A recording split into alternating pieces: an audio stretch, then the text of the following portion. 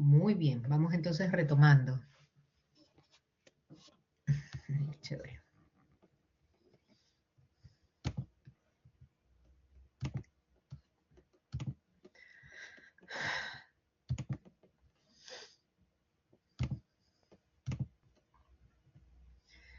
Vamos entonces a retomar con calidad de vida. En realidad, bueno, muy bien. Volvemos entonces con calidad de vida. Y vamos a ir viendo el tema de la calidad de vida con, eh, sobre todo en nuestros pacientes, pero recordemos que muchas de las cosas, como bien nos comentaba Mónica, muchas de las cosas nos funcionan a nosotros y creo que deberíamos hacer uso de todo lo que sirva, de todo lo que a usted le pueda servir, hágalo y aplíquelo para usted. Lo que es la calidad de vida. La calidad de vida es la evaluación subjetiva que realiza un individuo sobre el impacto de la enfermedad y su tratamiento sobre las dimensiones física, psicológica y social. Cuando hablamos de una evaluación subjetiva, justamente estamos haciendo referencia a qué es cómo lo percibe la persona. Porque usted puede tener las mismas condiciones en una misma familia en donde hay, yo no sé, 4, 5, 6 miembros, pero no necesariamente van a percibirlo de la misma manera cada uno lo que cada uno tiene. ¿Ok? Entonces es la evaluación subjetiva. Para usted tener una adecuada o una buena calidad de vida puede ser, no sé, pues tener trabajo, un trabajo bien remunerado, tener estabilidad en sus relaciones interpersonales, poder viajar todos los años, tener su casa, tener un carro, no sé, a lo mejor eso para usted es calidad de vida. Para otra persona, calidad de vida puede ser el tener salud, el tener un trabajo y que su familia esté bien. Y se acabó. Si no tiene carro, si no tiene casa, si no viaja, no importa. Para esa persona, tener calidad de vida son estas cosas y sentirse en paz. Otra persona puede ser que tenga muchas cosas materiales, pero no se siente en paz, no tiene una adecuada calidad de vida. De tal manera que la calidad de vida es la evaluación subjetiva que un individuo realiza sobre el impacto de la enfermedad y su tratamiento. ¿En qué dimensiones? Las que hemos visto: física, psicológica y social. Este es un concepto que en la actualidad se maneja en distintas esferas. Se habla de calidad de vida, ya se viene hablando de calidad de vida desde hace ya tiempo y efectivamente se lo maneja en las distintas esferas. ¿Por qué? Porque ha cobrado una relevancia en particular y por la diferencia positiva que resulta. Es decir, cuando una persona está, ustedes trabajan con una persona que en lo que está narrando puede darse cuenta que su calidad de vida no es tan positiva, no está tan bien preservada, usted puede trabajar ciertos aspectos para buscar mejorar la calidad de vida. Mejorarle la calidad de vida a un paciente renal puede ser el hecho de que la persona experimente ya estabilidad, experimente una nivelación en sus valores, experimente una ganancia de peso. Porque esa calidad de vida, ¿recuerdan lo que decíamos al inicio? Cómo se percibe la persona cuando inicia las diálisis. Una de las características de las propiedades físicas es que pierden mucho peso. Es la imagen que tiene o que les devuelve el espejo cuando ellos se miran. Y eso probablemente, perdón, y eso probablemente va a hacer que su calidad de vida se vea de alguna manera afectada negativamente o positivamente en el momento en el que se va estabilizando, ¿verdad? Entonces, sí es importante tener en consideración o poder enterarnos para la persona qué significa o qué sería tener una mejor o una adecuada calidad de vida. Nosotros podemos por allí entrar a trabajar. ¿Cómo considera que es su calidad de vida? ¿Por qué considera que está de esta manera? ¿Cómo podría mejorar su calidad de vida? Y con esos datos que son muy subjetivos, usted puede hacer una línea de trabajo partiendo del concepto de calidad de vida. Y ya hace una buena línea de trabajo. Evaluar y determinar la calidad de vida se considera una herramienta de alto valor discriminativo en la planificación de políticas de salud y por ende la gran importancia de incluir indicadores de calidad de vida en el control clínico del paciente renal. Claro, si usted va a incluir indicadores de la calidad de vida del paciente, necesita tener una prueba que sea lo más objetiva posible porque vamos a hacer una evaluación cualitativa. Es una evaluación subjetiva. ¿Cómo percibe la persona? Entonces, no va a ser lo mismo tenemos aquí 10 personas, tenemos 15, tenemos 20, y probablemente para cada uno calidad de vida sea o represente algo un poco diferente de los demás. Para mí calidad de vida va a representar X, para usted Y, para otra persona Z, para otra persona J. Entonces, ¿se puede incluir indicadores? Sí. ¿Hay pruebas? Vamos a ver que sí hay una prueba que mide calidad de vida en el paciente renal y de tal manera que puede permitir poner como en números o de manera más objetiva esta evaluación que es 100% subjetiva. La calidad de vida, acá veíamos, perdón, en esta imagen veíamos, ustedes tienen estos círculos en su lado derecho de la pantalla, en donde calidad de vida está en el centro y tiene que ver con la familia, con el trabajo, con la salud, con los amigos, con las esferas en donde se mueve la persona, los distintos espacios en donde la persona se está manejando. Esos son los que van a conformar su calidad de vida. En la medida que haya estabilidad en las distintas esferas, va a tener una mejor calidad de vida. La calidad de vida de los pacientes en diálisis es peor que el de la población en general, en lo que tiene que ver con limitaciones físicas y bienestar emocional. Esta percepción, por el simple hecho, por el hecho de tener una condición de esta magnitud, ya le vuelve a la persona probablemente su calidad de vida tenga características que van a estar por debajo de lo que la población en general puede percibir como calidad de vida. Entonces, vamos a ir viendo, como les decía, una prueba que se utiliza con pacientes renales, pero definitivamente nosotros no podemos dejar esta información de lado. Debemos ser conscientes de que la calidad de vida, la percepción de calidad de vida va a estar por debajo en el paciente renal que de la población en general.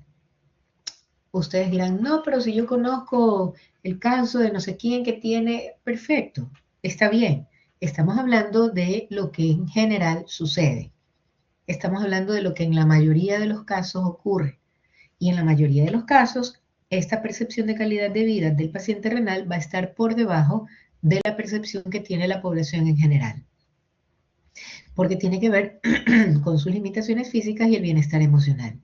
Por eso es importante buscar la manera de, más allá de prolongar la supervivencia de los pacientes, lograr conjugar la optimización de la autopercepción de bienestar del paciente y su calidad de vida. Fíjense que no es nada sencillo esto que dice aquí, porque más allá de prolongarle la supervivencia al paciente, más allá de que yo lo dialice súper bien y con eso esté asegurando que la persona viva más, no es solamente eso. Eso es importantísimo, por supuesto. Si no se prolonga la vida de la persona, simplemente pues hasta llegó, evidentemente. Pero estamos viendo que es una conjugación, que se conjuguen bien las distintas variables. Lograr conjugar la optimización, que mejore la autopercepción de bienestar, la que tiene el paciente de sí, su autopercepción y su calidad de vida. Lo que él percibe como bienestar y lo que es su calidad de vida. Lo que yo percibo como bienestar y lo que tengo como resultado en mi calidad de vida. Yo percibo como bienestar 10 cosas con estas características. En mi calidad de vida, ¿cuánto están conjugadas esas 10 cosas que yo percibo como bienestar? Para que conformen o configuren una adecuada calidad de vida. Entonces, no es nada sencillo, es bastante difícil. Cualquiera que sea el tratamiento sustitutivo renal, debe tener como meta lograr un nivel de rehabilitación que permita al paciente llevar una vida tan parecida como sea posible a aquella que tenía antes de la enfermedad. Eso mencionábamos hace un rato, cuando yo les hablaba del caso de la señora, que era ella la que hacía todas las cosas, recibía a los nietos, se enferma, entran las hijas a actuar, pero ya no la dejaban hacer, pero ni siquiera ir a mirar. Entonces se buscó hacer un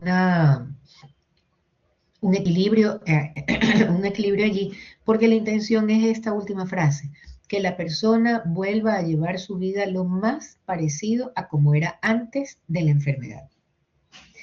Evidentemente mejorado, porque si de repente esta persona había caído en el activismo por el tema del trabajo, había caído en una mala nutrición por cualquier tema, había caído en malos hábitos, hábitos malos no porque sean, no moralmente hablando, sino hábitos que son perjudiciales para la salud, no los vamos a llevar a ese nivel, vamos a mejorarlos de ese nivel. Pero la idea es que dentro de las actividades que la persona hacía, como su estatus, su forma de vida, la persona pueda volver lo más parecido a como era antes de enfermarse, independientemente del tratamiento sustitutivo renal. Esa es la meta. Ese es el objetivo, lograr que la persona llegue a una rehabilitación tal que le permita volver entonces a esa vida lo más parecida posible a como era antes. Y yo les dije que les iba a mencionar un caso que ya les voy a decir a continuación. Ejes de los que depende la calidad de vida. Según Ariel Alarcón, en los aspectos psicosociales del paciente renal, uno de los ejes de los que depende la calidad de vida es el eje afectivo. ¿Cómo son sus relaciones interpersonales? ¿Cómo son sus afectos con esas relaciones, en esas relaciones interpersonales? ¿Cómo es el área afectiva de la persona? Hay que buscar mejorar. Si la enfermedad renal puede servir o va a servir como pretexto para que la persona mejore su calidad de vida, enhorabuena. Algo de provecho hay que sacarle, o algo de positivo hay que sacarle a esto. Entonces, uno de los ejes de los que depende la calidad de vida es el eje afectivo. ¿Cómo son esas relaciones? ¿Cómo se relaciona con sus afectos la persona y cómo son las relaciones de esos afectos hacia las demás personas? Todo el eje afectivo. Otro eje del que depende la calidad de vida es el eje laboral. Es decir, la tarea que la persona específicamente realiza y el ambiente en el que lo desempeña. Yo les contaba del caso de este señor que trabajaba en una empresa que por la naturaleza del trabajo de esa empresa, ellos tenían que estar como en varias sucursales, en varias oficinas que estaban distribuidas en distintas partes, incluso a nivel nacional. No solamente tenía oficinas en Guayaquil, sino que también tenía oficinas en otras ciudades. Y comenzaron a rotarlo. Entonces era bastante más complicado porque él no habló en su trabajo de que se tenía que hacer diálisis de la enfermedad renal, sino que por temor o por recelo a que lo vayan a despedir, él lo guardó. Entonces, ese eje dentro de lo que era la calidad de vida estaba totalmente trastocado, estaba dañado. En su ambiente, en su espacio laboral, esa persona, en la tarea que realizaba y el ambiente en el que desempeñaba, no le permitían, por el temor que él tenía, no le permitían hacer un tratamiento adecuado. Él se dializaba en el tercer turno, por lo general llegaba a las 5 de la tarde, porque no había declarado que tenía una condición que le exigía o que le merecía o necesitaba él salir un poco más temprano del trabajo. Entonces, la tarea que la persona realiza y el ambiente en el que lo desempeña va a guardar y va a tener también una relevancia fundamental como eje dentro de lo que es la calidad de vida de la persona. Otro eje es el intelectual. ¿Qué nivel de conocimientos y de habilidades tiene la persona? Entonces, a veces el desconocimiento puede jugar a favor, otras veces puede jugar en contra. El mucho conocimiento puede jugar a favor y también puede jugar en contra. Entonces es importante trabajar con lo que la persona viene, con lo que la persona llega, instruir en lo que se necesita, instruirle a la persona en lo que se necesita para que esto redunde en su calidad de vida mejorada. Vaya, pues estoy con una carraspera. Perdón, disculpe. Una calidad de vida que le representa una calidad de vida mejorada. El nivel de conocimientos y de habilidades que la persona tiene, facilitarle o ayudarle. Ha ocurrido en ocasiones también que hay personas que una vez que entraron en diálisis descubrieron habilidades que no sabían que tenían.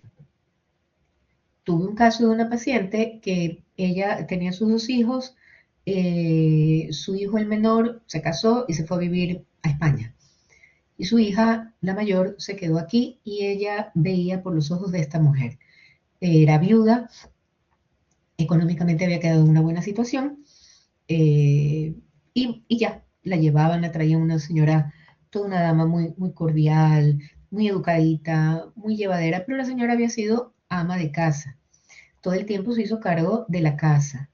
Fallece el esposo, su hijo se casa, se va a vivir fuera del país, tiene nietos también allí, tiene nietos acá, y ya se queda básicamente sola en su casa, en donde ella había sido la señora de la casa, el ama de casa, ella era la que organizaba las cosas, hacía las cosas, y ya prácticamente no estaba casi haciendo nada. Llegó un momento en el que ella decía, es que ya no me hallo, porque además no tenía muchas amigas. No tenía muchas amigas con las cuales salir o encontrarse. Entonces, le recomendamos hacer actividad manual. Entonces, al principio, ella misma nos miró así como que, o sea, actividad manual, pero si yo, o sea, tuvo bastante reparo en aceptar la idea de hacer alguna actividad manual. Terminamos hablando con la hija y trabajando junto con la hija, quien consiguió que efectivamente la madre entre en un sitio de manualidades. Bueno, para resumir, la señora iba 2 veces a la semana porque la hija primero la acompañaba, después la acompañaba las 2 veces a la semana, después solo la acompañaba una vez a la semana y después ya la señora iba sola. Pero el acompañamiento que hizo la hija fue de varios meses, fue un buen tiempo que la acompañó la hija. Y fue tan bonito todo lo que la señora aprendió, todo lo que la señora hacía. Ella tenía, por un tema un tema autoinmune, ella tenía un poco de rigidez en sus manos. Oigan, ustedes no vieron qué cantidad de cosas empezó a hacer. Llegó a aprender a hacer pintura en camiseta.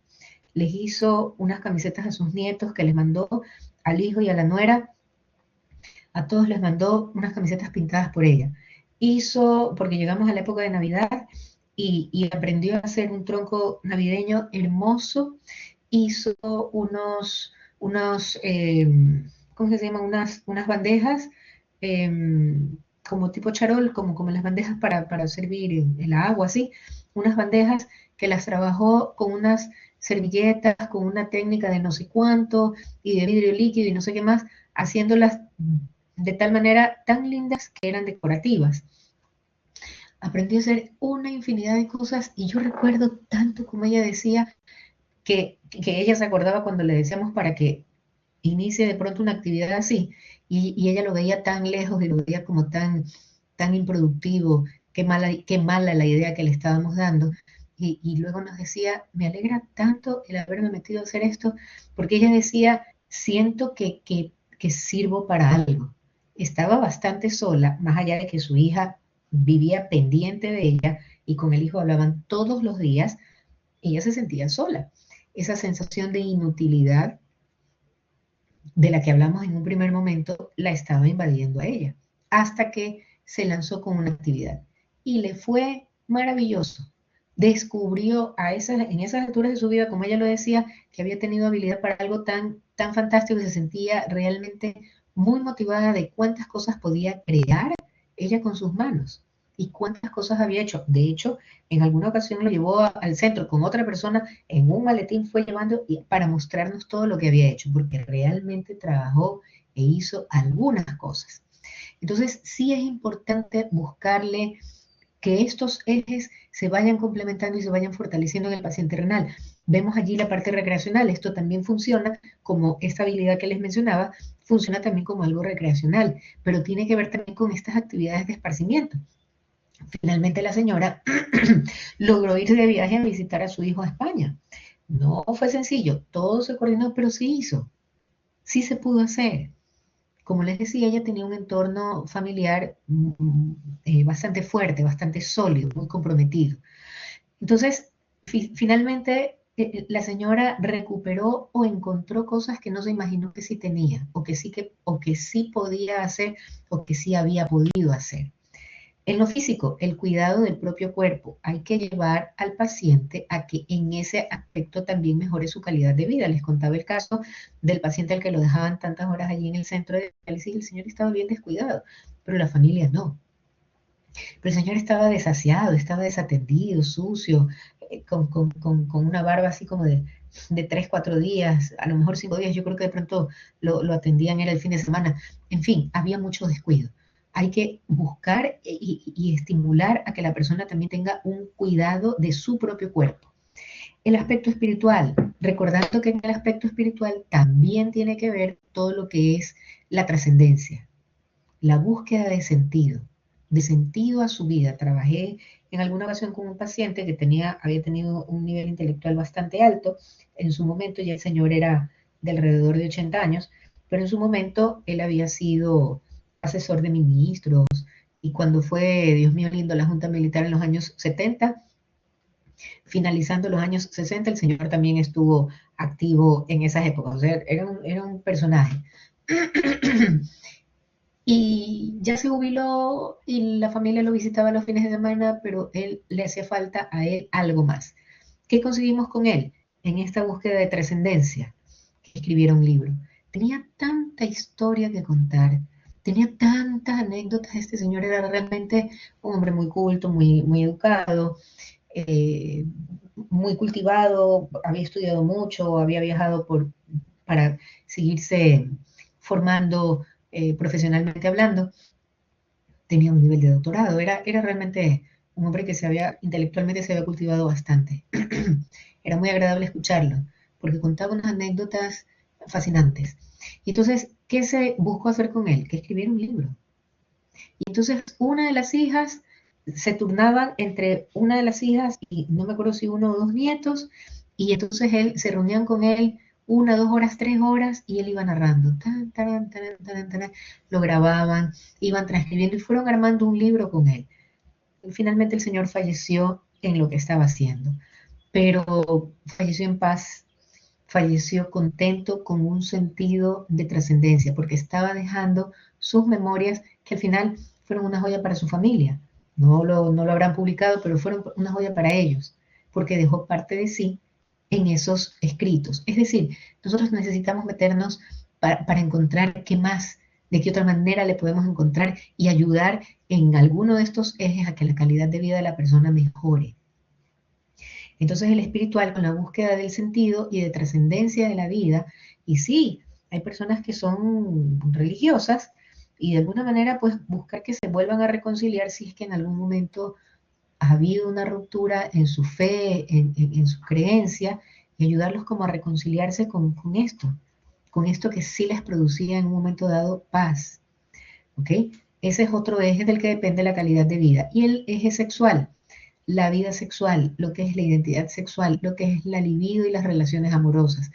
Es irle enseñando al paciente a que ahora hay otras maneras de expresar amor a su pareja, eh, otras formas de hacerlo, porque, como decíamos al inicio, uno de los problemas principales que tiene el paciente renal es justamente el problema vascular. Entonces probablemente no tendrá capacidad de desempeño sexual, aunque un paciente también en algún momento decía, él me decía, no, yo no puedo, yo ya no puedo mantener relaciones sexuales, pero tengo deseo. Entonces él decía, a mí me resulta un tremendo conflicto porque sí tengo deseo, pero ya no tengo capacidad sexual. Entonces, es poder ir a trabajar. Felizmente ese señor lo habló y lo pudo verbalizar con muchísima claridad qué es lo que le estaba pasando. Pero este es otro eje del que depende la calidad de vida y poderles llevar, porque cuando el paciente empieza a entender que esto es parte, la parte de su funcionamiento, de su desempeño sexual, que se ve ya disminuido o desaparecido inclusive, es parte de otro duelo que ellos también hacen. Entonces es ayudarlos a transitar por allí y enseñarles como pareja a que hay otras formas de manifestarse el amor. Porque esto entra a ser un conflicto. Teníamos otro caso, Dios mío lindo, me he acordado de tantos casos.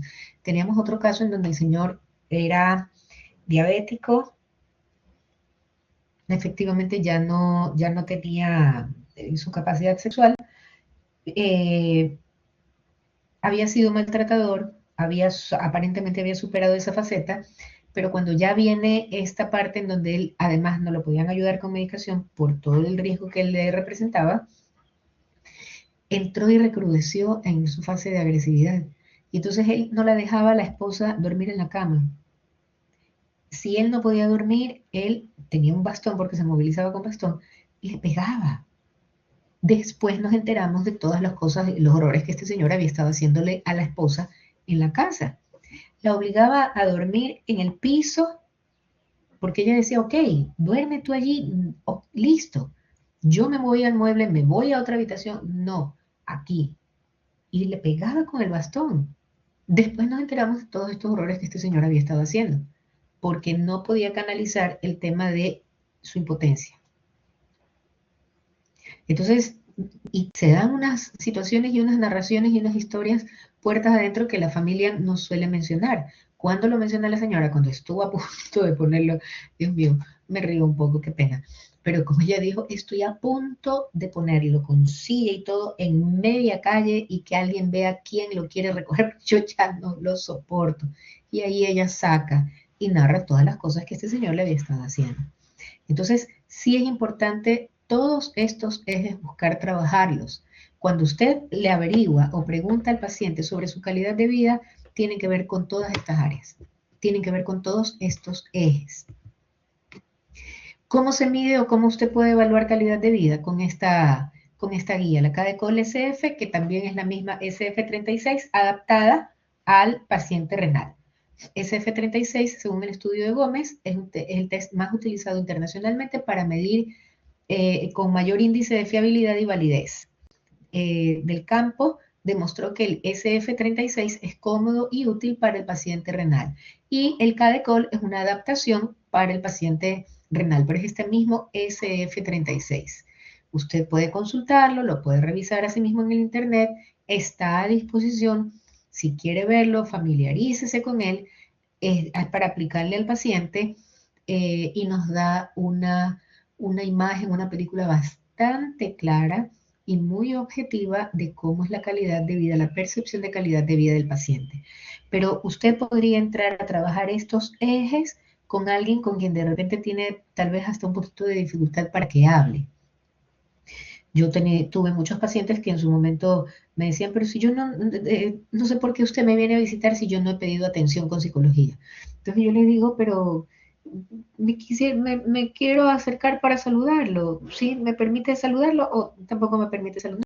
No, sí está bien, sí me puede saludar, pero yo no quiero que me haga esas cosas suyas de psicología. Es que yo no le estoy haciendo nada de psicología, solo quiero saludarlo. ¿Cómo le fue el fin de semana? Salió, hizo algo, se vio con su familia. No estoy haciendo ninguna cosa de esas de psicología.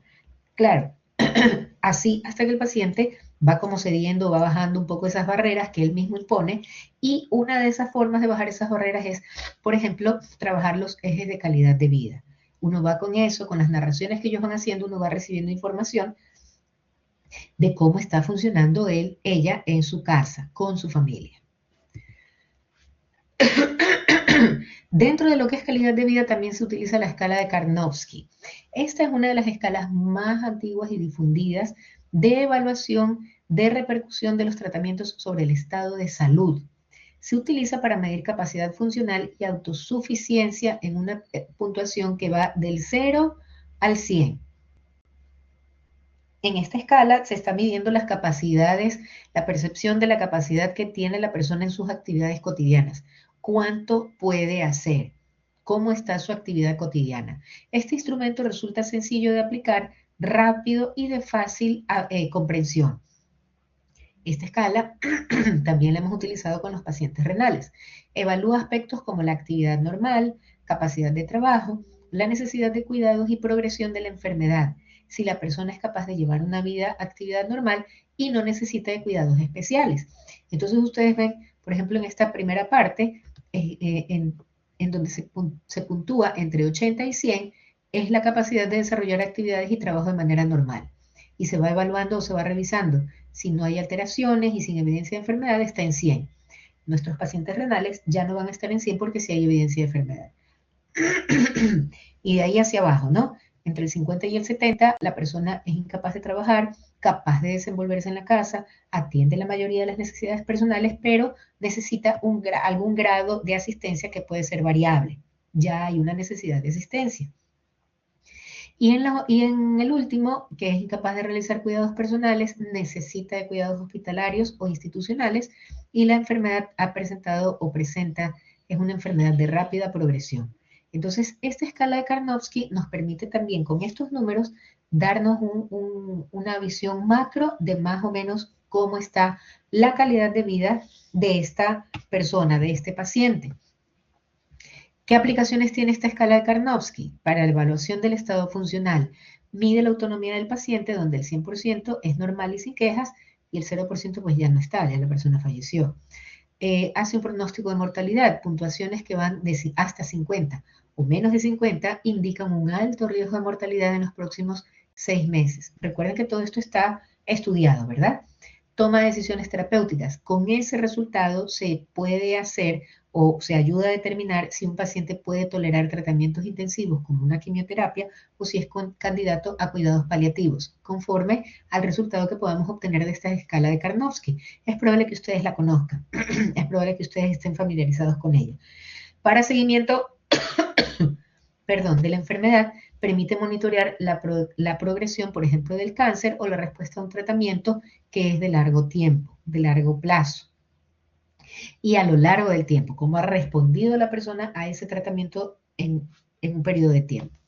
Y para investigación clínica se usa para clasificar pacientes en estudios de investigación. Entonces, vemos que aplicaciones tiene muchas, pero sobre todo usted le da un panorama bastante claro de cómo es la funcionalidad, cuánta autonomía tiene el paciente. ¿Ok? Esta escala de Karnofsky. Entonces, en calidad de vida, hemos visto la KDCOL SF o SF36, que mide calidad de vida, y estamos viendo esta escala de Karnofsky, que asimismo nos permite dar cuenta de cuán funcional, cuál autónomo, independiente está el paciente. ¿Qué nos permite la calidad de vida también? Trabajar lo que es la adherencia al tratamiento. Y este es fundamental. En nuestro trabajo es fundamental la adherencia al tratamiento. En el 2003, la OMS definió el término adherencia como el grado en el que la conducta de un paciente en relación con la toma de medicación, seguimiento de una dieta o modificación de hábitos de vida se corresponde con las recomendaciones acordadas con el profesional sanitario. El grado en que la conducta de un paciente, o sea, lo que usted va a evidenciar del paciente, lo que usted va a poder observar de un paciente, y guarda relación entre la toma de la medicación, el seguimiento de la alimentación o de la dieta y la modificación de hábitos, de tal manera que se corresponda con las recomendaciones que el profesional le ha dado. Cuánto cumple la persona lo que las recomendaciones que le han dado. Eso es la adherencia, es ese grado en que usted puede ver en que hay una manifestación en la conducta del paciente de esta relación.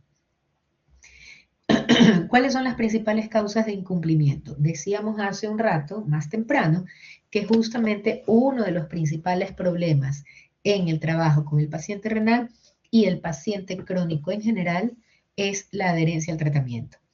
Y hay un momento en el que ustedes se van a encontrar con personas que han hecho una adecuada adherencia al tratamiento, pero también ha pasado tanto tiempo y han tenido tanto tiempo de tanta restricción o de cosas que se volvieron gravosas, que se volvieron pesadas, que se volvieron difíciles, que la persona, siendo que ha tenido una adecuada adherencia al tratamiento, se pone de nuevo no indisciplinado, no quiere hacer caso, cuesta trabajo cuando venía siendo como un buen paciente, un bonito paciente que cumple, que hace, que sigue las indicaciones y que va súper bien, y de repente se echa al vandalismo, ya no quiere, se cansa, porque también hay el cansancio del tratamiento. Ahora, en un primer momento, también hablando de la adherencia como en un primer momento, cuesta mucho trabajo al paciente entender y aceptar que lo que tiene le está cambiando totalmente la vida y encima de eso más o menos tiene que sonreír y agradecer. Les cuesta mucho trabajo. ¿Cuáles son entonces las causas de incumplimiento? Puede ser la edad, puede ser el entorno cultural y social del paciente, qué medio se mueve. Nosotros tuvimos un paciente que su hermano tuvo enfermedad renal, ellos habían tenido riñones poliquísticos y con el paso del tiempo los riñones poliquísticos derivan en insuficiencia renal. Su hermano desarrolló enfermedad renal, se hizo diálisis y al cabo de un tiempo falleció.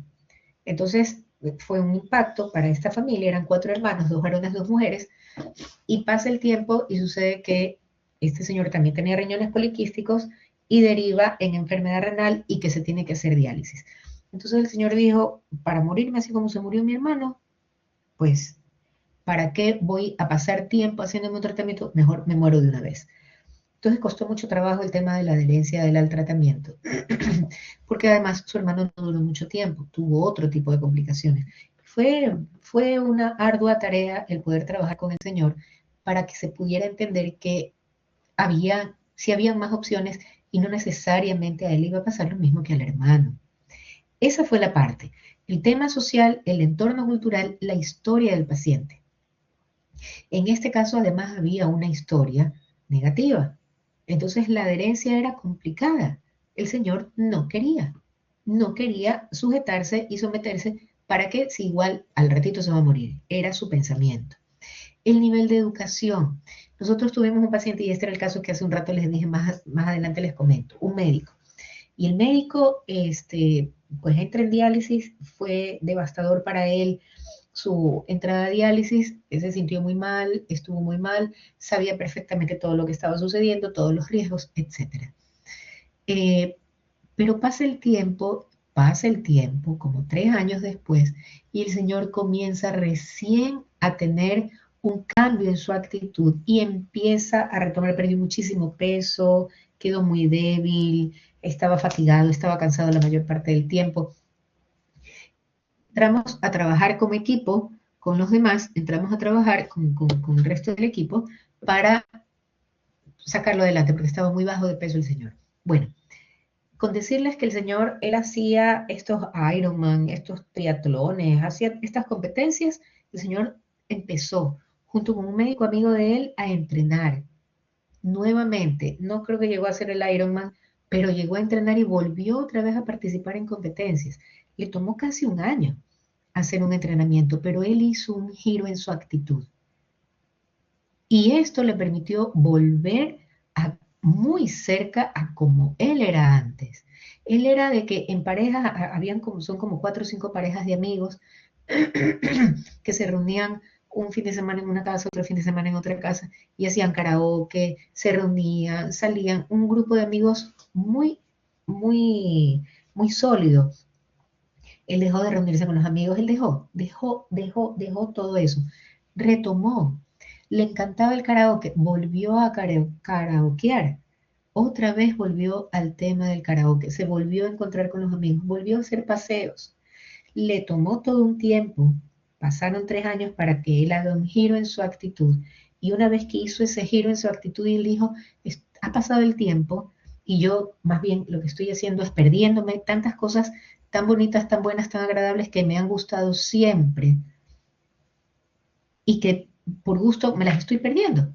Porque igual aquí estoy, igual tengo que seguirme haciendo diálisis, me tengo que seguir haciendo diálisis.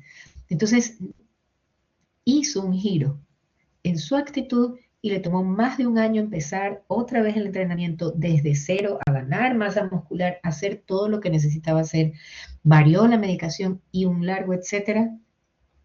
Al año el señor estaba nuevamente entrando a participar en competencias, había retomado las salidas con los amigos, los viajes de fin de semana, de un día para otro, porque él sí decía, no me quiero distanciar, no me quiero alargar, no quiero estar muy lejos por si acaso, tenía un poco de recelo, pero retomó. Entonces, volvió a encontrarle un norte a su actividad, a su vida como la tenía antes. Pero durante un tiempo estuvo como en incumplimiento, sí. Estaba probablemente en negación, en depresión, en duelo, sí. Claro que sí. Y se volvió un duelo prolongado también, porque le duró algún tiempo. Pero entonces nosotros tenemos que buscar, como les decía hace un rato, el trabajar en los distintos ejes y el tener en cuenta cuáles son las causas que pueden estar llevando a que el paciente sea incumplido. Hablábamos del nivel de educación. Yo no le voy a dar una clase magistral, pero sí necesitamos explicarles al paciente por qué tomamos estas decisiones, a qué se deben y cómo le viene a jugar en favor el tomar estas decisiones nosotros y que el paciente obviamente las recepte y las aplique. La personalidad. Hay gente que es mucho, hay gente que es súper resiliente, hay gente que es poco resiliente. Y la enfermedad renal es una condición que pone en evidencia la capacidad de resiliencia de la persona y de la familia. Recuerden que veíamos sobre la familia resiliente en el caso de los niños. Aplica perfectamente también aquí, por supuesto. La personalidad, ¿con qué tipo de personalidad estamos? ¿Cómo es esa personalidad? ¿Es resiliente? Entonces hay que buscar trabajar también por allí, porque esa también puede ser causa de incumplimiento. Otra, el estado mental.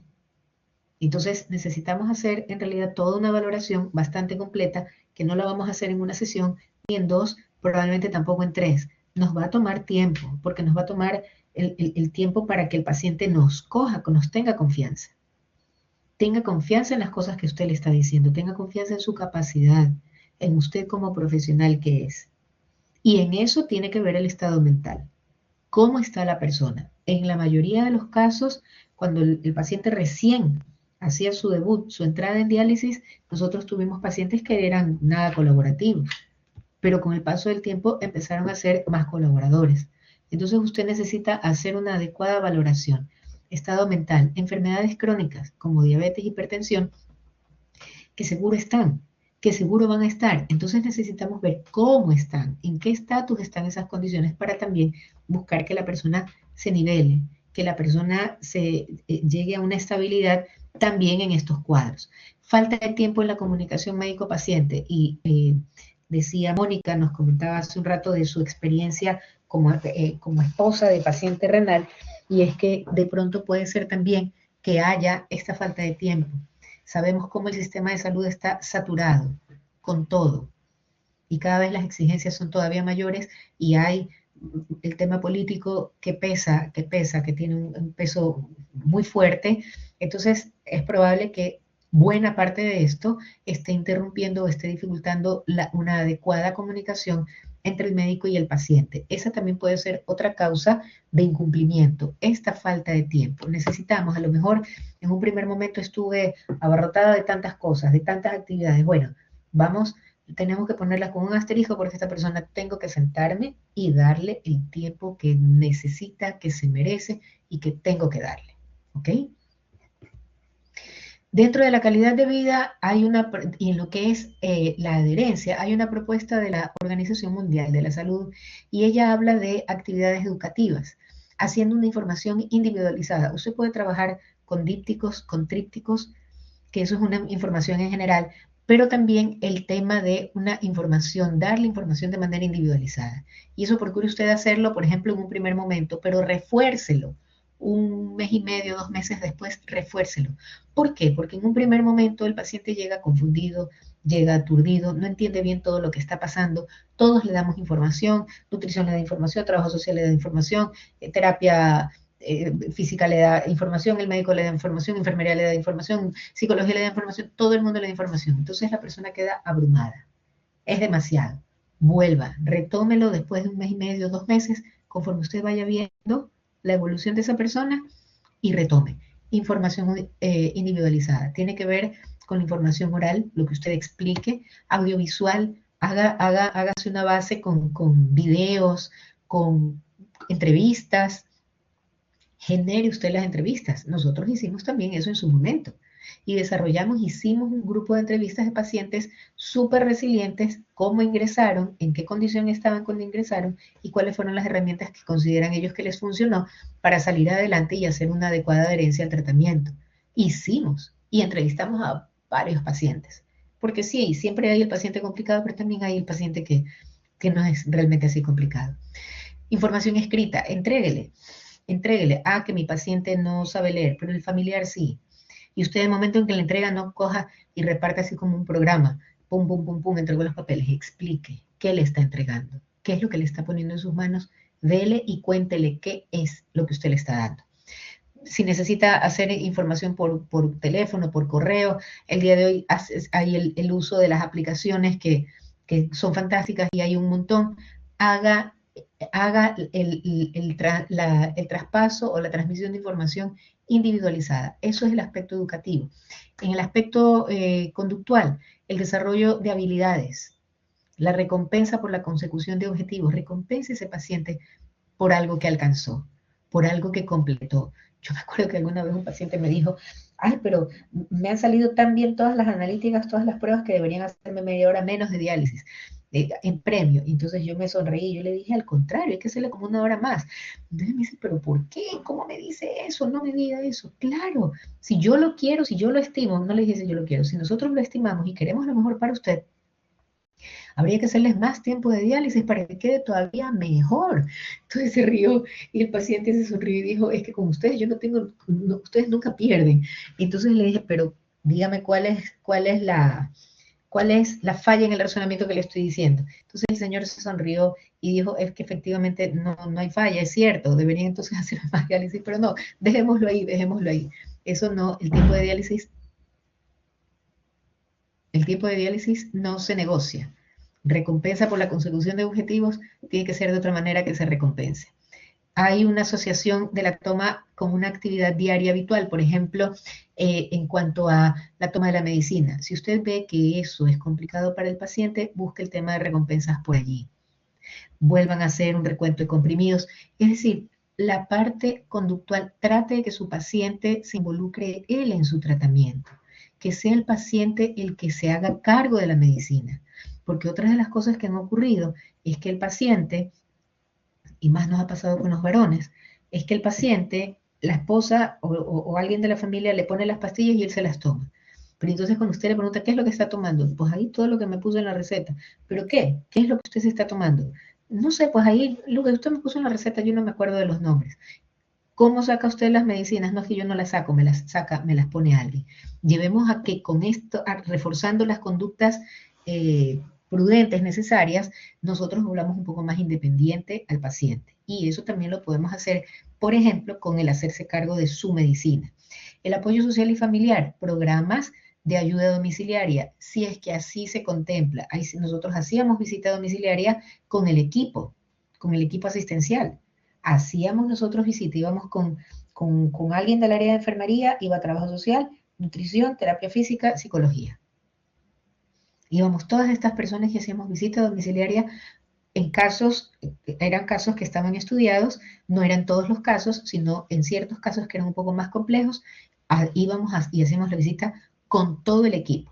Eso tiene un impacto realmente súper positivo.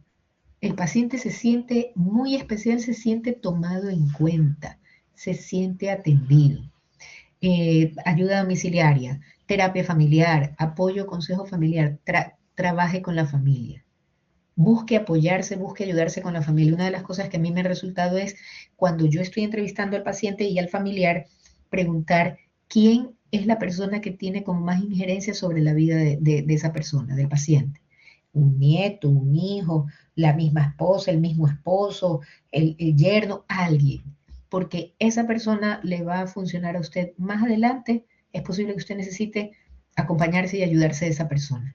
Entonces esa es una de las primeritas informaciones que necesitamos tener para que después el paciente no guarde esa información, sino que nos la diga en un primer momento porque no sabe por dónde nosotros estamos manejándonos, pero es necesaria. El trabajar con grupos de apoyo también es importante. Ahora, en la parte de las técnicas también nosotros podemos trabajar con el tema, o esto se lo puede utilizar desde el área médica para la revisión y el control de los fármacos que la persona está utilizando. Lo que el médico tiene que procurar es, al final, trabajar con las dosis más bajas posible que le sigan funcionando al paciente y que no lo pongan en ningún riesgo. Y la educación pues va dirigida al paciente, ¿verdad? Hay que hacer un monitoreo del paciente, hay que hacer recordatorios por parte del área médica, por parte del área de enfermería.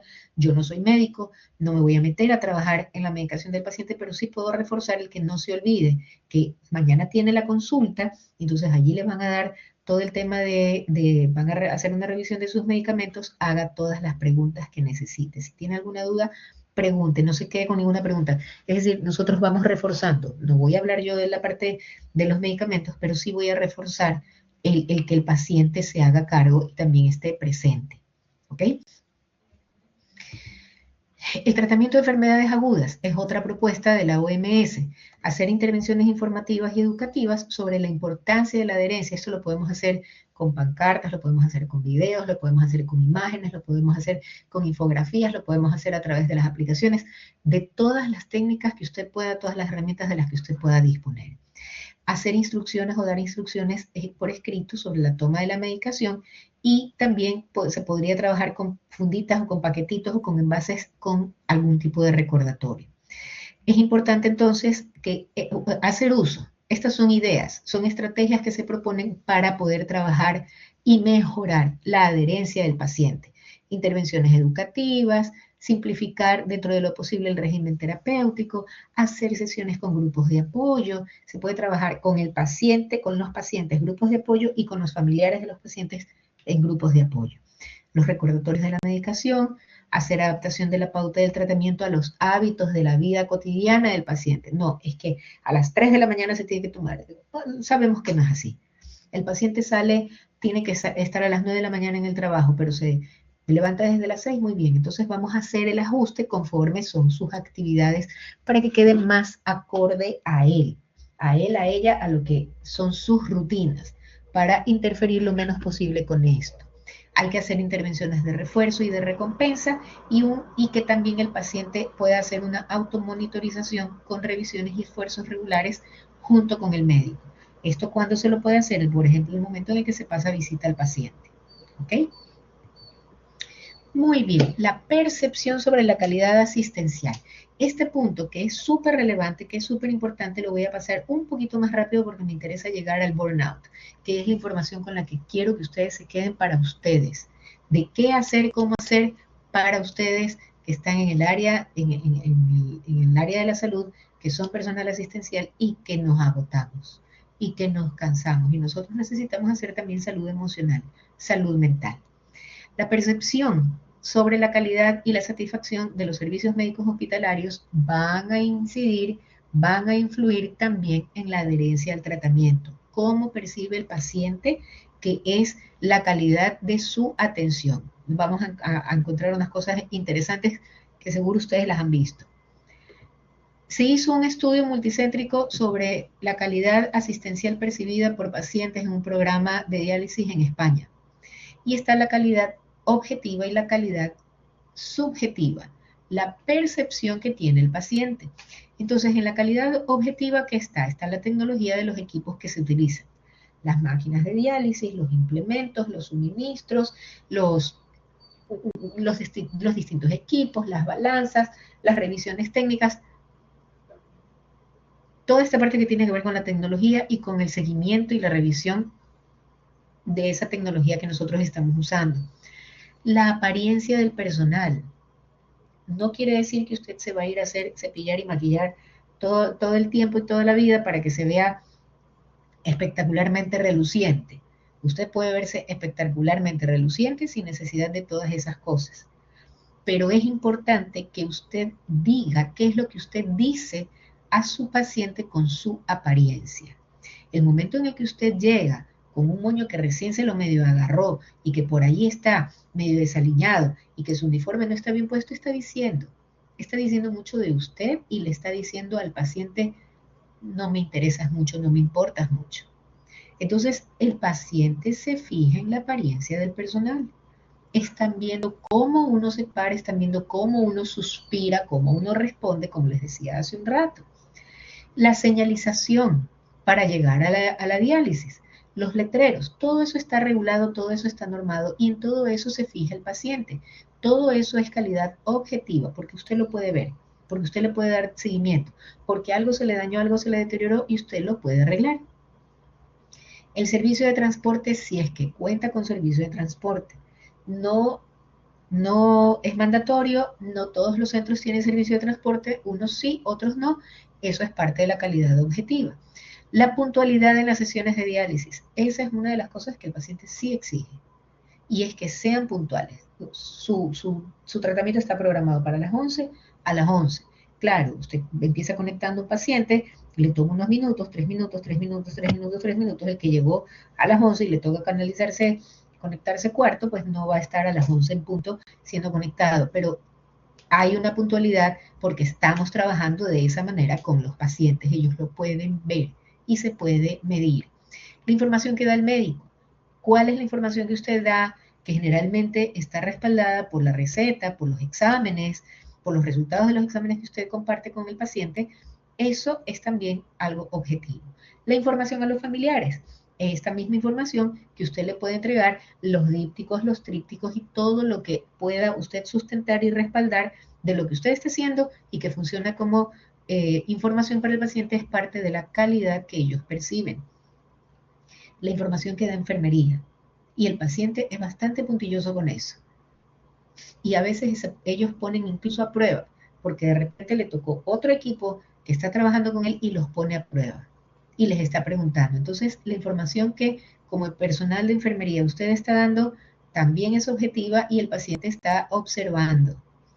Y también la comodidad de las instalaciones. Ahora, dentro de calidad subjetiva, la rapidez de respuesta. El paciente presentó una necesidad, un requerimiento, una pregunta, lo que sea, él está viendo con cuánta rapidez usted le responde. Y usted dice y siente que le respondió rápidamente y el paciente no. El paciente dice, no, a mí por eso no me prestan atención y a mí eso es lo que no me gusta de aquí.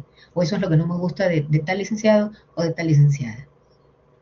Eso es subjetivo. La disposición para la ayuda. No, es que yo me di cuenta cuando yo le dije que necesitaba ayuda, que me estaba dando un calambre, que me atoré, que me dio tos, que lo que sea, yo vi cuando la licenciada y suspiró así, como que estaba molesta.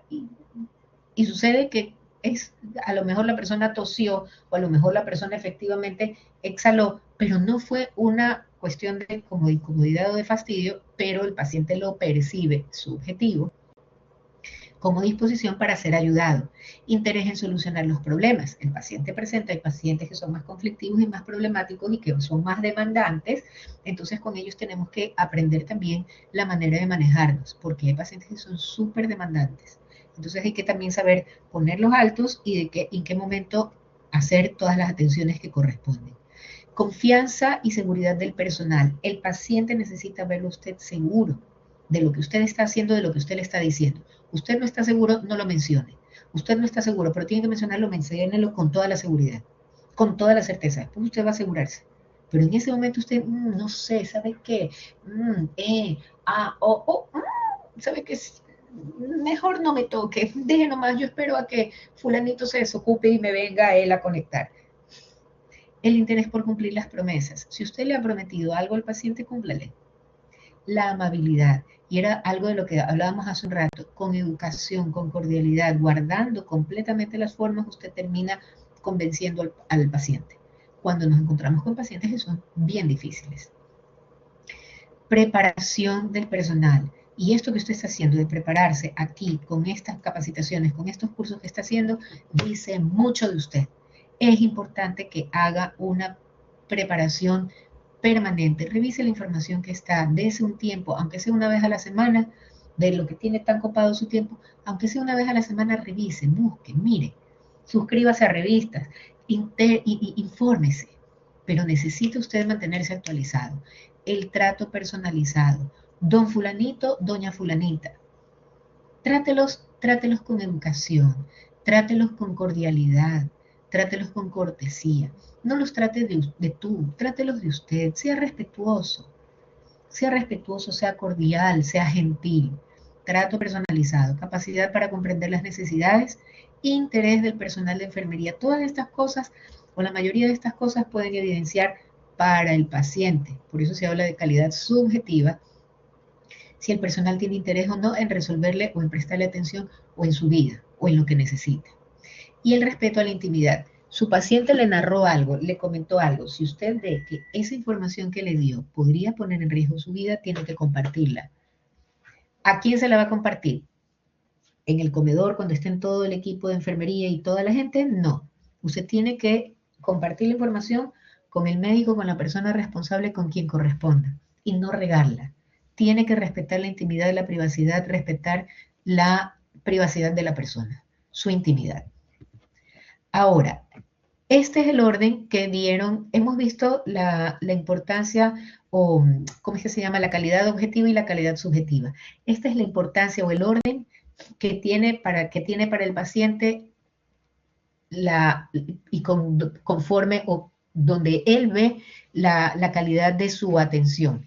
Y es en este orden. Primerito, él no está viendo todavía cuánta formación profesional tiene usted. Sí la ve y sí le importa, pero lo primerito, la amabilidad. Usted le trató bien y usted se metió al bolsillo a su paciente. Usted fue displicente, fue seco, fue seca, parco para contestar y se perdió al paciente. La amabilidad, la disposición del personal para ayudar.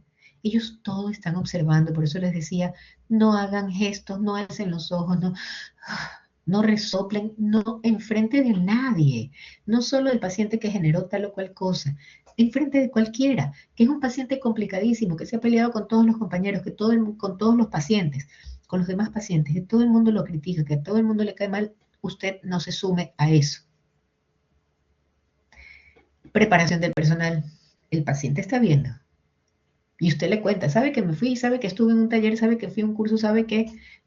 Y eso le da tranquilidad al paciente. El interés del personal para solucionar los problemas. Después, la confianza y seguridad que el personal transmite. Por eso le decía, usted no está seguro de algo, no importa.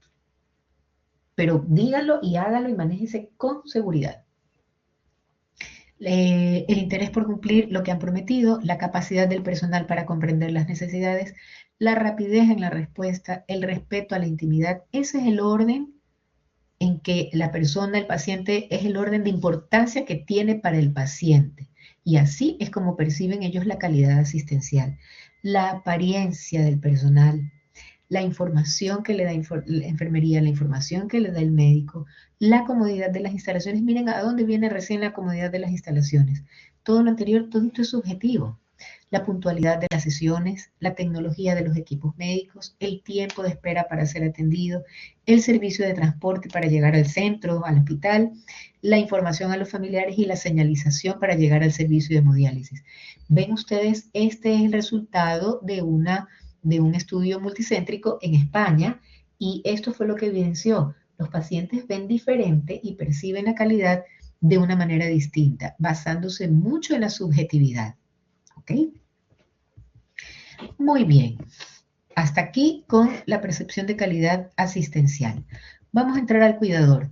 Y el capítulo del cuidador es también muy relevante, porque ustedes van a encontrarse con cuidadores que se cansaron, con cuidadores que maltratan. Tuvimos el caso de una paciente, ella era no vidente, vivía con la hermana y la hermana le había estado pegando porque estaba harta, porque estaba cansada, porque estaba fastidiada, porque la señora le decía, es que tengo hambre, pero ya pasó la hora de comer. Sí, pero es que ella no tenía hambre. Y la señora era súper llevadera. Y llegó un momento en el que la hermana se agotó, se cansó y dijo, hasta aquí, no más.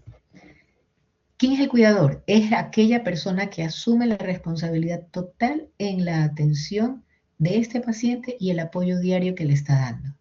Es quien asume esa responsabilidad.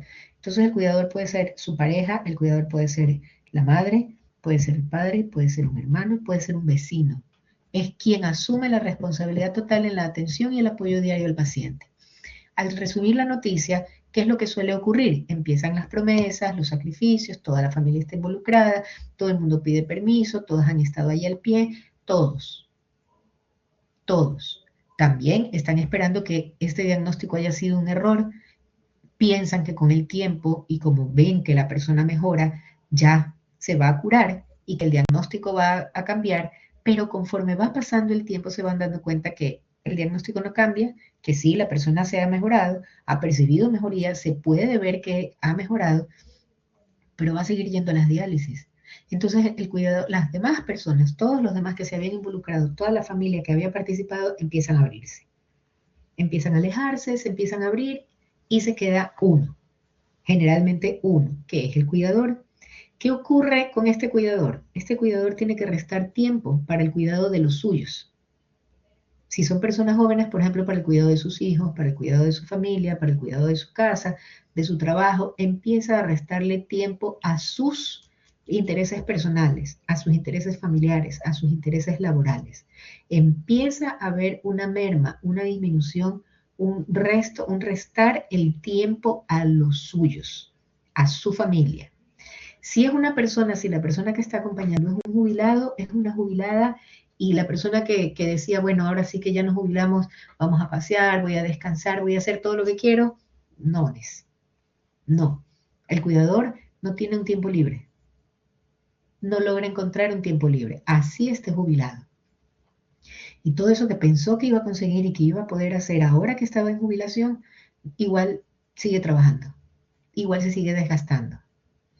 No puede disfrutar de su madurez, de su momento de vida, del estado en el que se encuentra, de su momento de vida, en su madurez, en su juventud, en su realidad, en el momento de vida en el que está.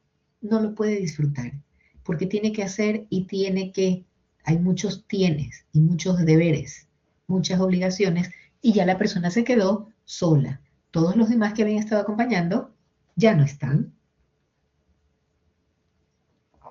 Entonces, jubilado o no, no tiene tiempo libre, no puede disfrutar de su madurez, posterga la atención de su salud, porque como hoy día hay que llevarlo, hay que hacerle el examen, que hay que trasladarse, y se fue todo el día en una de esas atenciones. Al día siguiente tiene diálisis. El siguiente día a lo mejor tiene otra actividad, el siguiente día tiene diálisis. Y así se le acabó la semana.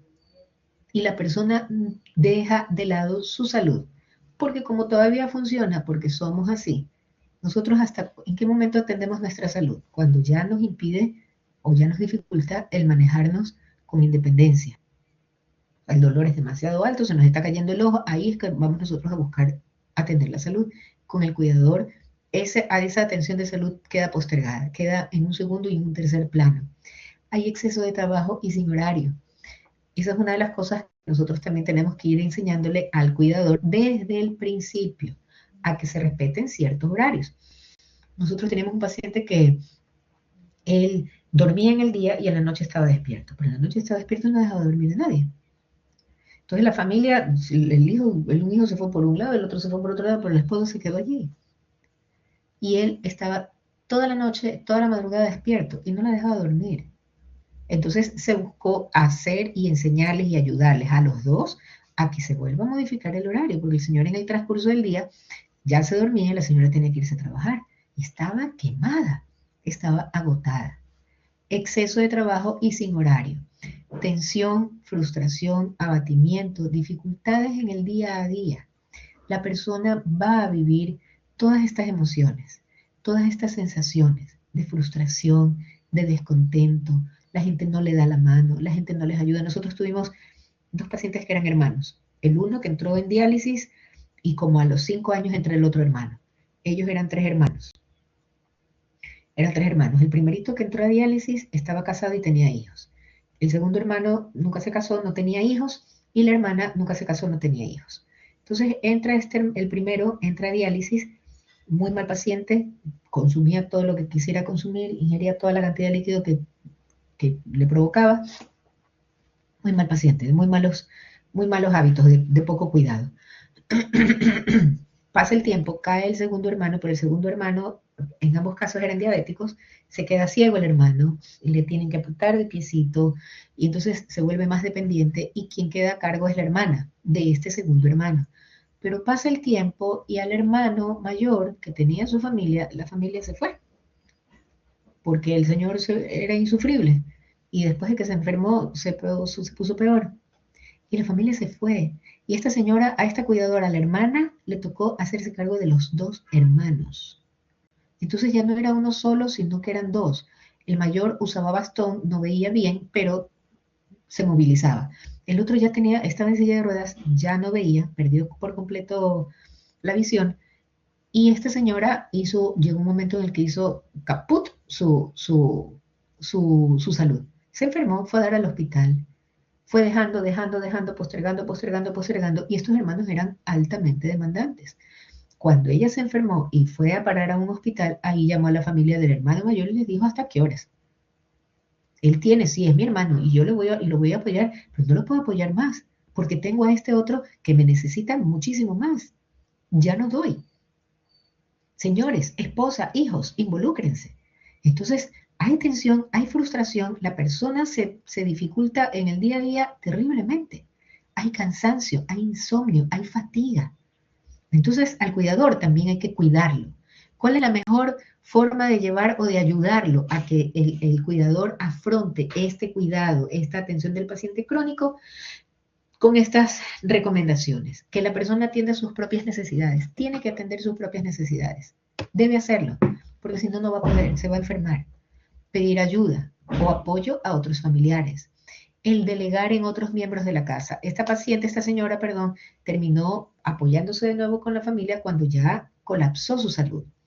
Poner límites en el cuidado teniendo todos los aspectos cubiertos. El paciente que les decía que se dormía durante el día, pero en la noche y en la madrugada pasaba despierto y la llamaba cada rato a la esposa. Es que quiero esto, dame un poquito de agua. Lo que pasa es que no tengo sueño. Ponme la televisión, aunque sea para oírla. Ponme la radio, y una y otra. Tengo frío, tengo calor, tápame, tápame. Estaba cansada.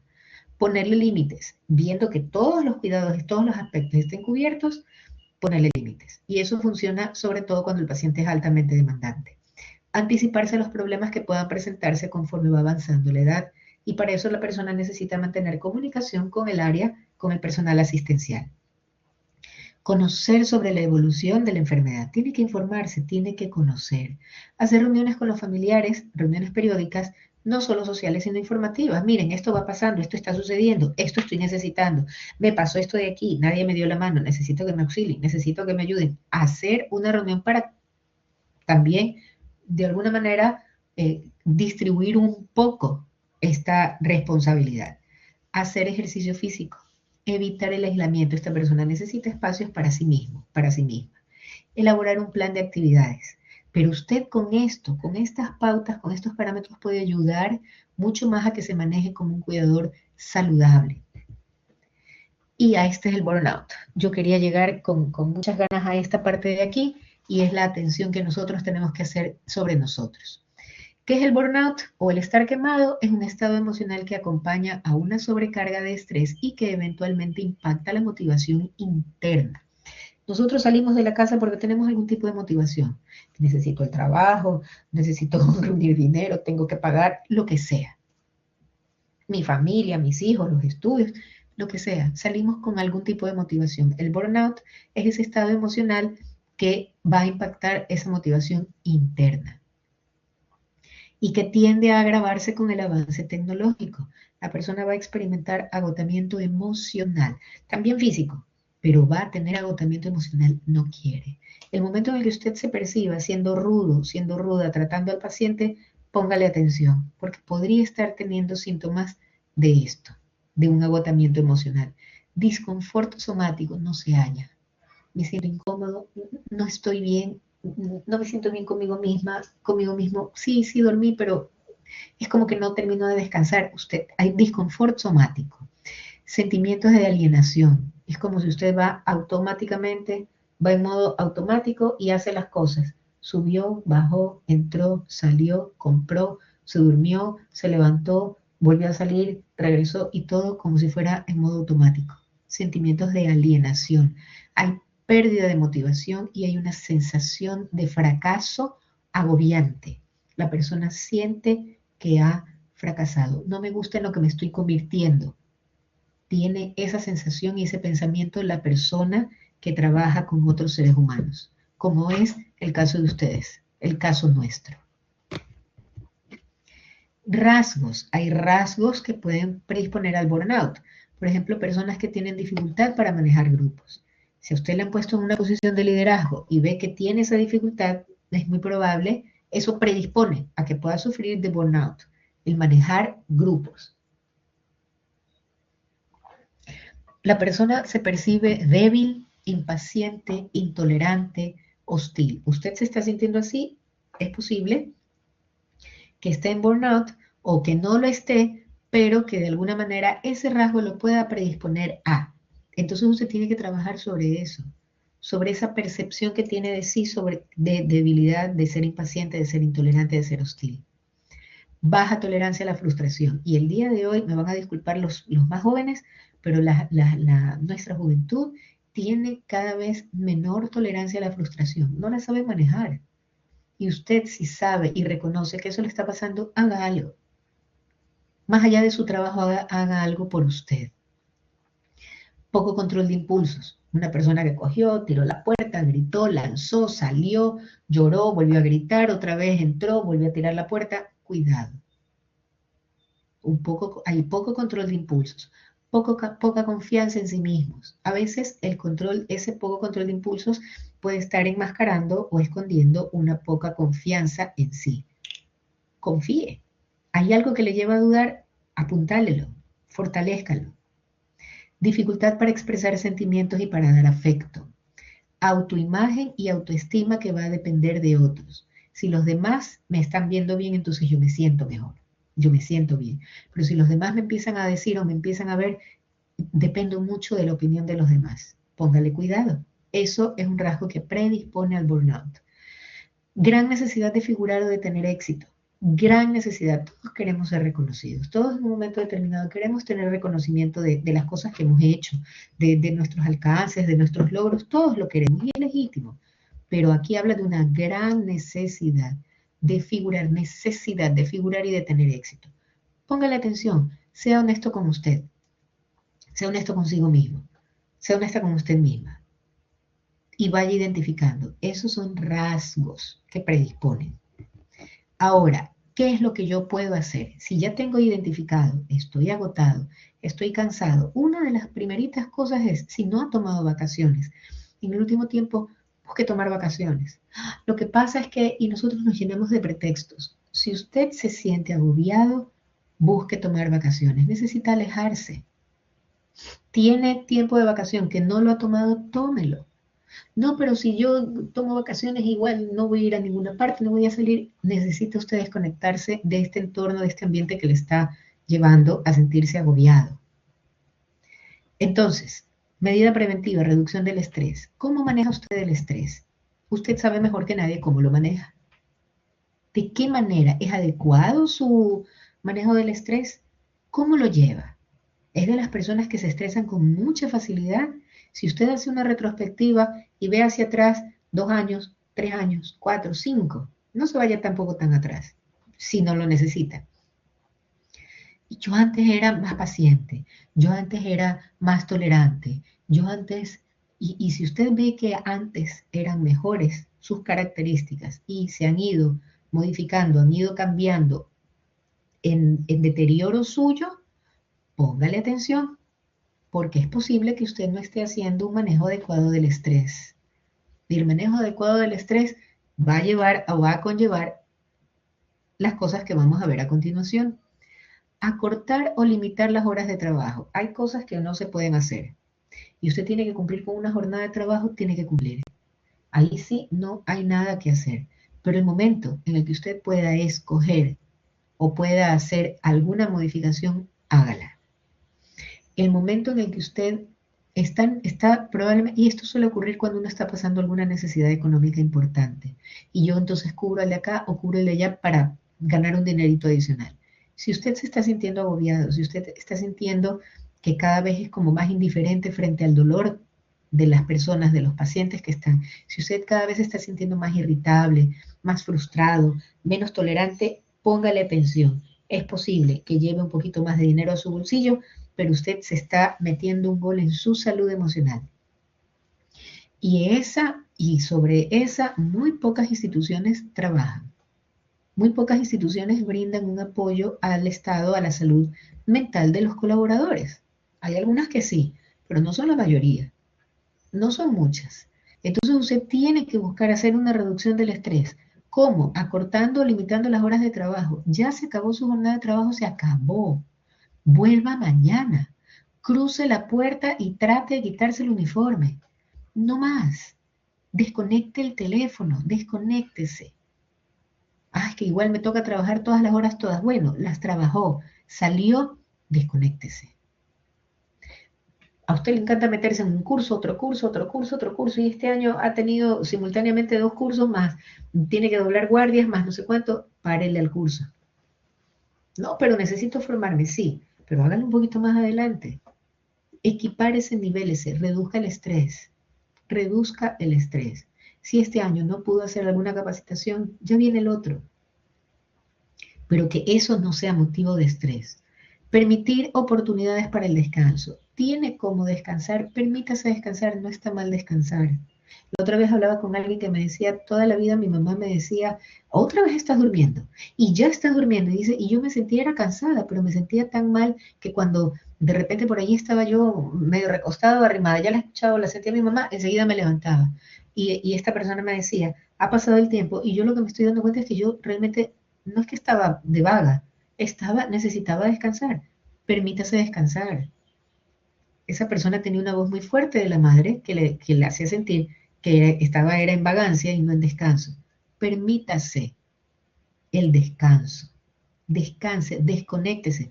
Ustedes saben, todos estos dispositivos, laptop, celular, computadora, televisión, ustedes saben todas las ondas que mandan, todo el tema de las luces y las luces azules y todas esas cosas, toda esa información, ustedes saben cómo interfieren con el descanso del cerebro. El cerebro tiene que desconectarse. Tiene que desconectarse. Usted esta noche puede dormir y hacer sus horas de sueño normales, por lo menos una hora antes desconéctese de todos estos equipos. No valen, esos equipos no valen su enfermedad, no valen su salud, no valen su cuerpo. No vale que usted se enferme por culpa de estos aparatos, pero tiene usted que hacer un alto. Entró al trabajo, póngale a 1000. Salió del trabajo. Descanse. La otra vez escuchaba a una persona que se quedó en cambio casi sin trabajo. Lo sacaron del trabajo y ya tiene 3 meses. Ya tiene 3 meses, está cacholeando aquí, cacholeando acá, y decía, pese a que me está haciendo falta un poco el recurso económico, estoy haciendo un trabajo aquí, y estoy pudiendo cubrir mis necesidades, y me decía, pero sobre todo estoy en paz. ¿Sabes qué me pareció fantástico que dijera eso? Digo, me siento tranquilo. En años yo no me sentía así, no me había dado cuenta cuán irritable e intranquilo estaba, sino cuando salí del trabajo. Cuando salí del trabajo, él mismo decía, estuve casi un mes, casi sin hacer nada, y no me sentí mal. De hecho, me sentí mejor, y ahí me di cuenta cuán tensionado y estresado estaba dentro del trabajo. No esperemos a que pase una cosa así. Permítase ustedes para las oportunidades para el descanso. Disminuye el trabajo con los pacientes. El momento en el que usted se sienta agobiado, ponga distancia. Que tiene que ir, que tiene que tomar los valores, que tiene que tomar las medidas, que tiene que hacer, que tomar los signos vitales. Listo.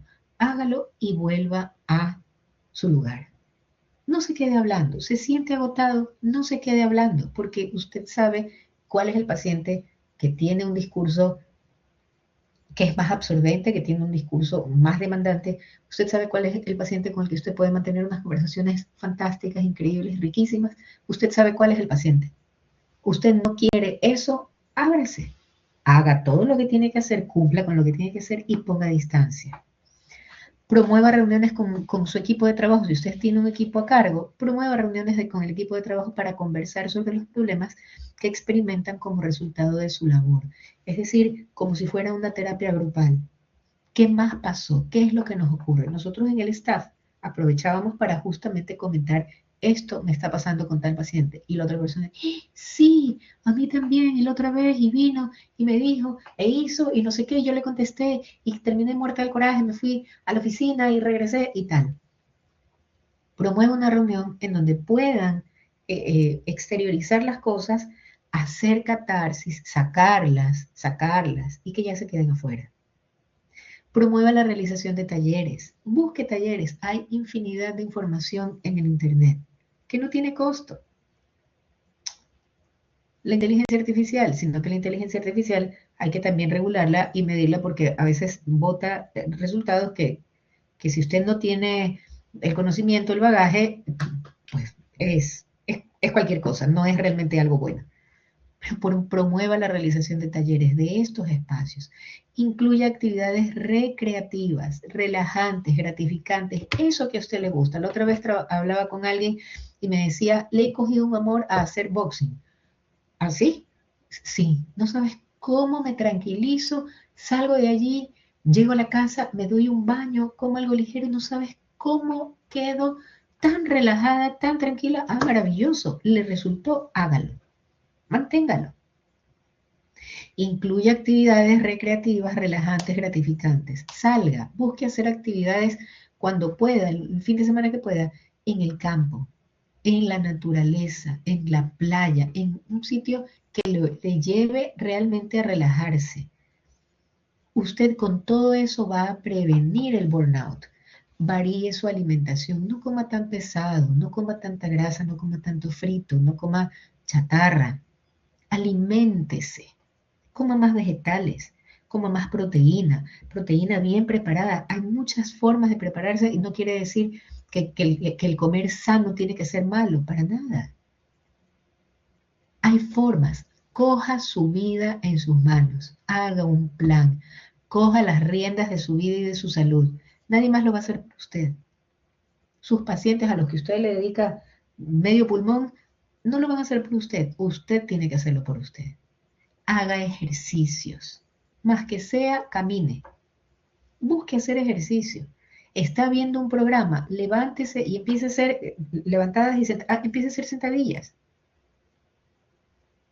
Coja una pesa y está viendo el programa y hace unas series con unas pesas para los brazos. Haga ejercicio, salga, camine. No se quede todo el tiempo viendo la televisión. Cuando tiene el tiempo, camine, haga ejercicio. Procure dormir por lo menos 7 horas y que sean las horas adecuadas. Que porque está de guardia no lo puede hacer, ok. Pero el día que no está de guardia, procure 10:30 de la noche estar dormida. Busque descansar a sus horas, hacer el número de horas de descanso, variar la alimentación, pero hágalo. Nadie más lo va a hacer por usted. Y eso sí, señores, hoy usted está en un hospital que se llama X, mañana va a estar en un hospital que se llama Z, pasado mañana va a estar en otro que se llama L, pero el que va a ver por usted no es X, Y, Z, J, L, es usted. Usted es el que tiene que procurarse el espacio para sacar las cosas, para fortalecer sus relaciones familiares. Porque nosotros por el mismo cansancio y el mismo agotamiento descuidamos las relaciones familiares. Y esas son las relaciones que van a permanecer, incluso más que el trabajo. Entonces, de que hay cómo hacer medidas preventivas, lo hay. Pero tenemos que nosotros hacer el esfuerzo, sacar el tiempo y hacer los espacios para ver, tomar las riendas yo de mi propia vida, de mi salud mental. Señores, por eso se llama salud. La salud mental también es parte de la salud, no solamente la salud física, que está bien y que hay que atenderla, la mental también. La salud mental también. Y para terminar, pero quería hacer el énfasis en esto del burnout y lo que hemos visto es qué es, cómo se tiende a agravar, qué rasgos predisponen y qué cosas hacer. Tómenlo en consideración, ténganlo. De la noche a la mañana ustedes no van a hacer los cambios, pero vaya implementando un cambio y arranque con un cambio, después implemente otro y sostenga el primero que introdujo. Después introduzca un tercer cambio y sostenga el primero y el segundo y genere el tercero. Implemente un cuarto cambio y sostenga el primero, el segundo, el tercero y el cuarto. Usted desde el primer cambio va a notar la diferencia. Desde el primer cambio que tiene que ver con el sueño y tiene que ver con su alimentación, con hacer ejercicios con su cuerpo, usted va a notar diferencia. Va a notar diferencia. ¿Ok? Y bien, y nuestro último punto, que es la intervención psicosocial en el paciente que está en diálisis y las conclusiones. La intervención psicosocial en pacientes en diálisis. El reconocimiento de la importancia de factores psicosociales, como es la depresión, como es la ansiedad y el apoyo social en la calidad de vida, la morbilidad y la mortalidad de los pacientes en diálisis, ha llevado a que en los últimos años se incremente el número de estudios centrados en evaluar la eficacia de las intervenciones psicosociales como terapia adjunta al tratamiento médico que recibe el paciente con enfermedad renal crónica avanzada. Esto es cierto. Han aumentado los estudios, cada vez se da un poco más de relevancia a este aspecto, a este factor psicosocial. Sin embargo, todavía nos falta, pero ya se ve. En estos más de 20 años que he tenido oportunidad de trabajar con pacientes renales, yo particularmente sí lo he podido ver. Cómo iniciamos, cómo ha sido tan echado de menos los aspectos psicosociales y cómo el día de hoy están ganando relevancia. Nosotros mismos, si hiciéramos una encuesta en una sala con 20 personas, ¿qué pensamos sobre la ida al psicólogo? ¿Qué creen que va a responder la gente? La mayoría de la gente no cree en la terapia. La mayoría de la gente no cree. Lo que suelen responder es la clásica, lo clásico que se suele indicar es, pero si yo no estoy loco, allá tú. Eso es para los locos. Yo no estoy loco. Y no, todo eso es un error cultural y un error en el que las personas voluntariamente siguen cayendo. Al psicólogo, ¿quién va? Al psicólogo va alguien que presenta algún tipo de dificultad y no sabe qué manera manejarla. Y la dificultad se presenta en todos los ámbitos. Entonces, el reconocer la importancia de que estos factores psicosociales son relevantes, estos factores como la depresión, como la ansiedad, la calidad de vida, la mortalidad y la morbilidad en estos pacientes renales al fin ha promovido, ha permitido que hayan cada vez más estudios centrados en evaluar la eficacia de estas intervenciones, porque están resultando eficaces. Porque usted puede tener el mejor tratamiento con el paciente, a los mejores especialistas, a los mejores expertos, con la medicina de último momento, y eso lo saben ustedes bien porque ustedes lo han vivido, lo han visto, con la mejor de la medicación, con la tecnología de punta, con las máquinas que salieron hace un mes, con los insumos y los implementos, todo de la más alta calidad. Si el paciente no está motivado y no está agarrado emocionalmente, se pierde, se muere. Porque a eso hemos llegado a ver. Si el paciente no está motivado, no está adherido de alguna forma emocionalmente a algo y a alguien, nosotros podemos tener todo lo mejor, que ese paciente durará un tiempo, pero va hacia la muerte. Necesitamos y se vuelve importante el que haya programas y el que nosotros de alguna manera nos interesemos en que efectivamente haya la presencia de estos programas dentro de los distintos lugares en donde nosotros estamos. ¿Esto aplica para el paciente en diálisis? Así es. Y lo hemos centrado al paciente en diálisis, pero ustedes saben perfectamente que esto aplica a cualquier tipo de paciente. Esto aplica a nosotros mismos el momento en el que somos pacientes. Si no estamos agarrados a algo, tenemos una enorme desventaja. Así tengamos la tecnología de punta y lo último en los medicamentos.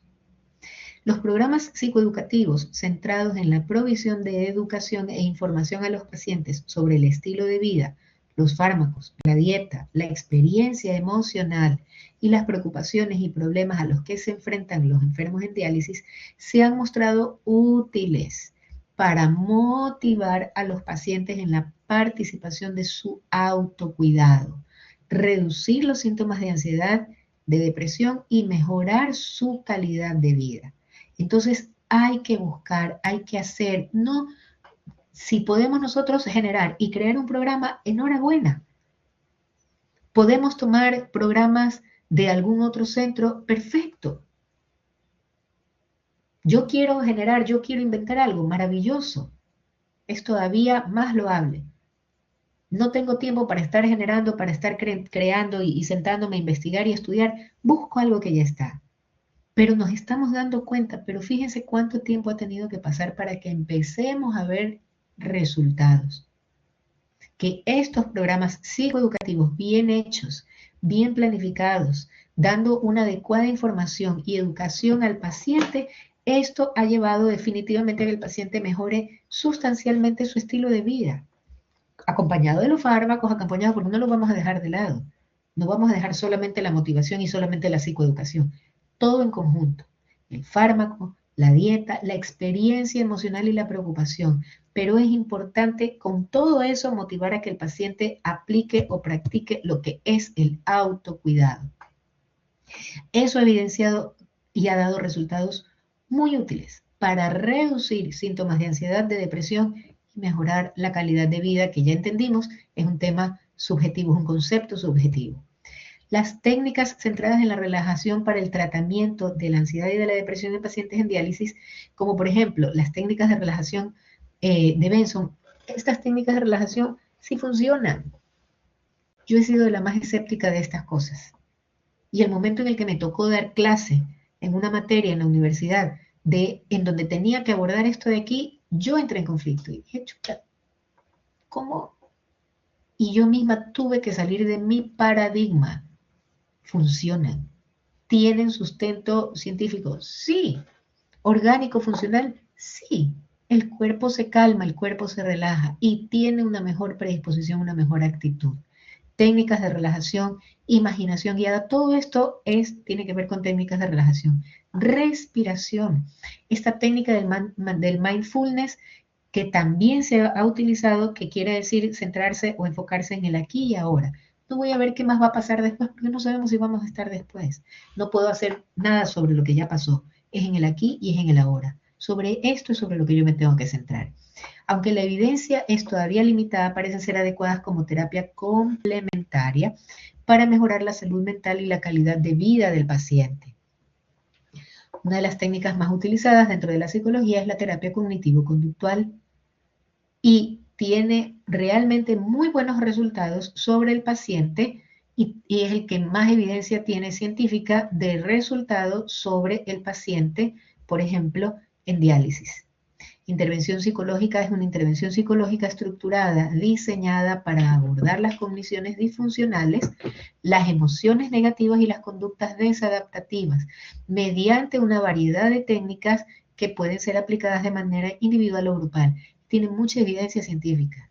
Algo bien formal, bien sólido, bien hecho, bien llevado, da excelentes resultados. Entonces, es sobre esto sobre lo que nosotros tenemos que trabajar. Dar psicoeducación al paciente, utilizar las técnicas que tenemos a la mano. Está dando resultados, estamos viendo resultados. Apliquémoslo.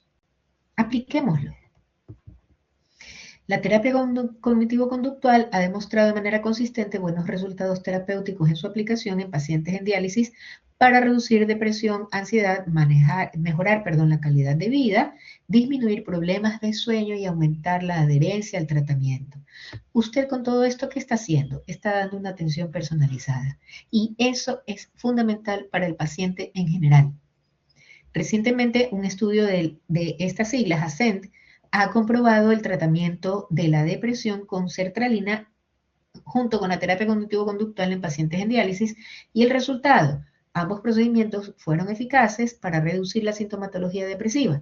El grupo que recibió la sertralina mostró una ligera ventaja en cuanto a la mejora de la depresión, sin embargo, también presentó eventos adversos, es decir, nosotros podemos ir casi a la par con la terapia cognitivo-conductual junto con la medicación.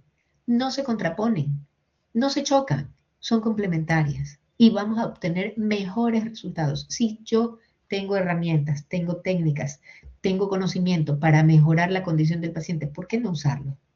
Si ya me estoy enterando que hay otras cosas, ¿por qué no usarlas? A eso es a lo que vamos, a eso es a lo que apunta. Aunque el conjunto de los datos aportados por la literatura apoya la eficacia del tratamiento cognitivo-conductual para mejorar el estado emocional y la calidad de vida del paciente en diálisis, todavía no se dispone de un número elevado de estudios, pero vamos para allá.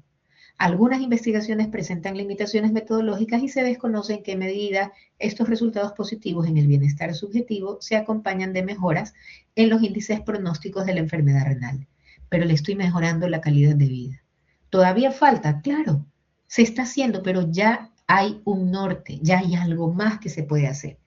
Tal vez hay una falta de interés, puede ser que haya una falta de interés, pero a la larga, esto estamos viendo, no es de la noche a la mañana, pero lo vamos a conseguir.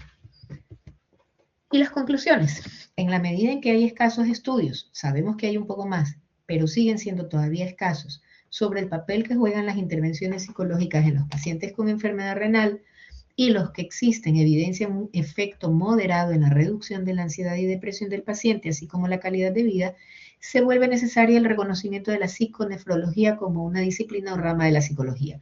Hay cursos de psiconefrología, ya los hay. Antes era realmente súper escaso, pero se vuelve necesario que tengan un reconocimiento más alto.